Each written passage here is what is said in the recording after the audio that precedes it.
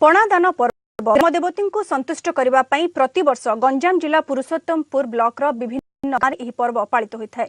भाद्रव मासर शेष मंगलवार गाँ लोक मिसी मां पूजा अर्चना करथांती। होम यज्ञ ढोल मृदंग भजन कीर्तन रे फाटुछि गाँ दांड। ग्राम देवती को शांत करने लगी अनुष्ठित होइछि पणादान पर्व। रोग वैरागुरु मुक्ति परिवार और गाँव मंगल कामना करी गाँ लोके मिसी मां निकट में पूजार्चना करिथांती। भाद्रव मासर प्रति मंगलवार और शनिवार दिन ठाकुराणी निकट में पूजार्चना करा सह पणा और पिठा लगी करा जाए। गंजाम जिला पुरुषोत्तमपुर ब्लॉक विभिन्न गाँव में यह पर्व बड़ धूमधाम रे पालन करा जाए। आ परिवार समस्ते एकाठी होई नुआ खाइथांती।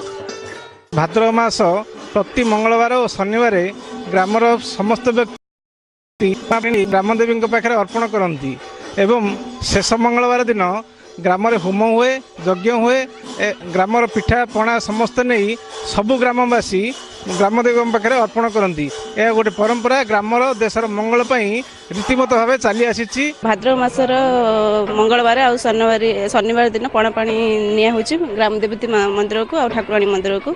शेष मंगलवार दिन आमर घरे बहु प्रकार पिठापणा होची। आमे पानी बंधु बांधव डाकुचु पणा पानी कड़ा जाए दिन में ग्रामदेवती मंदिर आउ ठाकुराणी मंदिर को दिया होची।